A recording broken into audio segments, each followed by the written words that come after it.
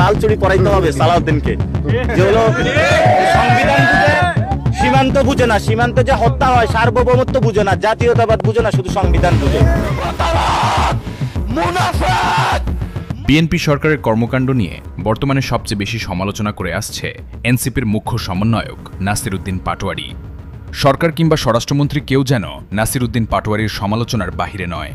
সীমান্ত হত্যা নিয়ে স্বরাষ্ট্রমন্ত্রী সালাহউদ্দিন আহমেদের চরম সমালোচনা করেন নাসির উদ্দিন পাটোয়ারি। তিনি বলেন, স্বরাষ্ট্রমন্ত্রী শুধু সংবিধান বোঝেন কিন্তু সার্বভৌমত্ব বোঝেন না।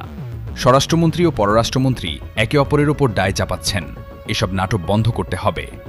ব্রাহ্মণবাড়িয়া জেলার ককসবা উপজেলার গোপীনাথপুর ইউনিয়নের ধজনগড় সীমান্ত এলাকায় গিয়ে ভারতীয় সীমান্তরক্ষী বাহিনীর গুলিতে নিহতদের কবর জিয়ারত করে স্বরাষ্ট্রমন্ত্রী সালাউদ্দিন আহমেদকে ব্যর্থ স্বরাষ্ট্রমন্ত্রী বলেন নাসির উদ্দিন।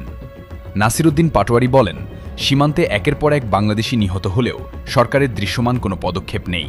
সীমান্ত এলাকার সাধারণ মানুষ চরম নিরাপত্তাহীনতায় ভুগছে। তিনি অভিযোগ করেন, সরকার চাঁদাবাজ, দুর্নীতিবাজ ও মাদক কারবারিদের নিরাপত্তা দিতেই বেশি ব্যস্ত, অথচ সীমান্তে সাধারণ মানুষকে রক্ষা করতে ব্যর্থ হচ্ছে। এদিন নাসির উদ্দিন পাটোয়ারি বিজিবির তীব্র সমালোচনা করে বলেন, বিজিবি সীমান্ত রক্ষায় ব্যর্থ হচ্ছে।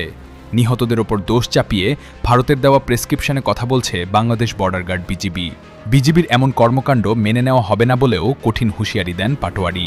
তিনি আরও বলেন, এনসিপি ক্ষমতায় গেলে সীমান্তবর্তী এলাকায় খাল খননের উদ্যোগ নেওয়া হবে, যাতে মাদক পাচার রোধ করা যায়। বাংলাদেশে এত ইয়াবা, ফ্যান্সিডিল ও গাঁজা আসে কিভাবে, এর জবাব স্বরাষ্ট্রমন্ত্রীকে দিতে হবে বলেন নাসির উদ্দিন।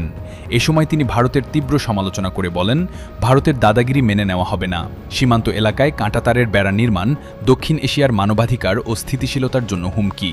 সীমান্ত হত্যা, ভারত থেকে দেশে মাদক আসা, এসবের জন্য কে দায়ী? সরকার, বিজিবি নাকি দেশের জনগণ? আপনার কি মনে হয় জানাতে পারেন কমেন্টের মাধ্যমে।